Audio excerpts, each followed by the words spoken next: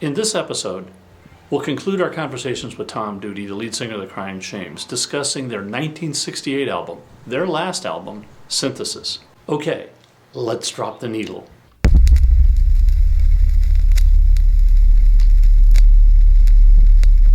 Okay, so now we move to album 3. Yeah. Your final swan song. Yeah, new member. Dennis was drafted. He joined the Navy and he went, to become a seaman.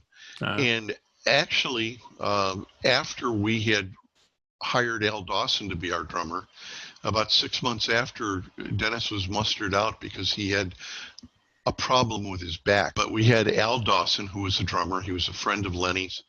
Great drummer, great singer, even better harmonica player. And he also played guitar quite well.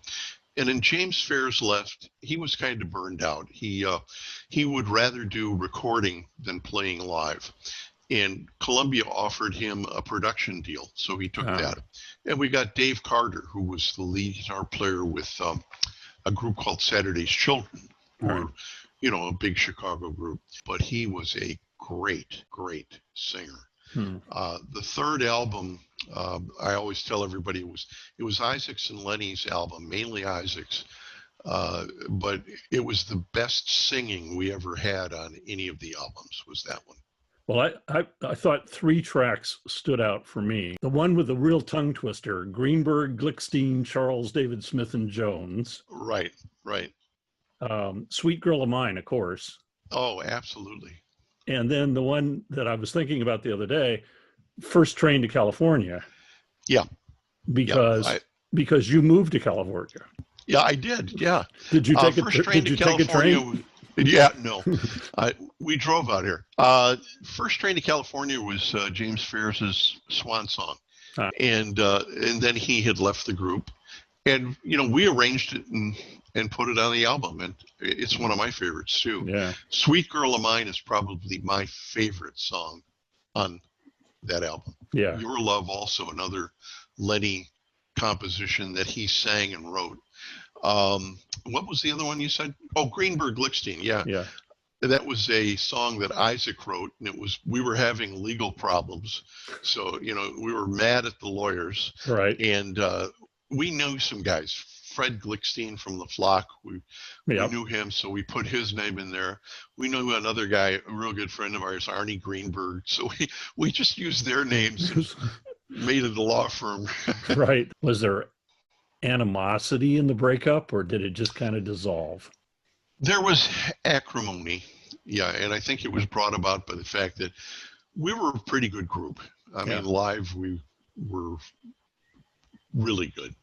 On recording, I thought we were really good. We thought Scratch in the Sky was going to be our breakout. We thought when this comes out, it's, we're going to be one of the top groups in the country. The only problem is that a couple of things happened. The direction of music changed almost overnight right then. And secondly, the money that Columbia was going to spend to promote our album, they spent on what they thought was the next big sound, which was the San Francisco sound. And they had Moby Grape. They spent all our money on them, and they put out 7 or 8 singles off of their first album, all of which bombed. Columbia had a big push in Chicago for a while because besides you guys, there was Aorta, there was Illinois Speed Press. None of those did anything. Yeah. None of them did anything. Yeah, they had a big push after us. The only ones that really did something were the Buckinghams. Right. And then, the Buckinghams introduced Chicago to their manager. Right. And Jim Guercio, did a real good job with the Bucks and Chicago. Yeah. But all of them became very enamored with Columbia because Columbia just didn't do anything for any of the rock groups. So. Right. So you guys have done some reunions as well now, huh?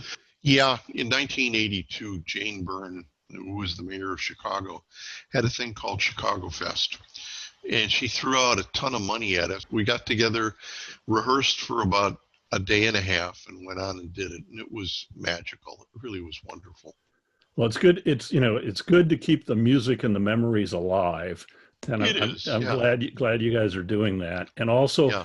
I'll give a shout out to your website, cryingshames.com. Oh, thank you. I have a page on Facebook called The Cryan Shames, Okay. and I take care of that. Yeah. Okay.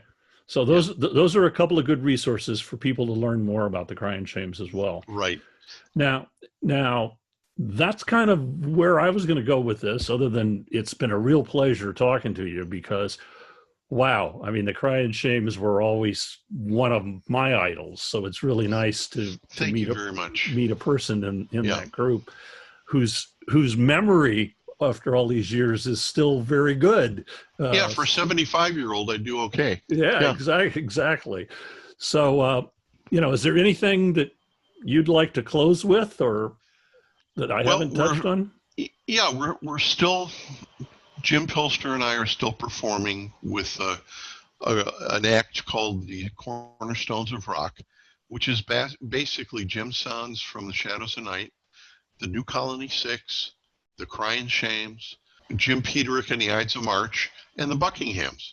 Ah, We all play about a 2-hour concert, and those are fun. We had scheduled 7 of them so far this year. They're all canceled. So right. who knows if that'll happen again. And all great Chicago bands, and Yeah. I will get around to reviewing those records in future episodes. So, Oh, yeah. Okay. Well, Hey Tom, thank you so much for your time.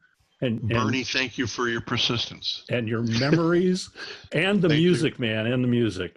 Thank you Take so care. much. All right. God bless you, buddy. If you liked this episode, hit the like button, and you can also leave me a comment down below, and I'll respond to you. If you subscribe, we'll let you know when future episodes come out. We'll see you next time. Thanks for watching, and keep a rockin'. For more information on the Cryan Shames, check out Tom Doody's Cryan Shames official Facebook page. You can listen to Synthesis or any of the Cryan Shames music on almost all of the streaming media platforms, including YouTube. Unfortunately, I can't put their music in my episode.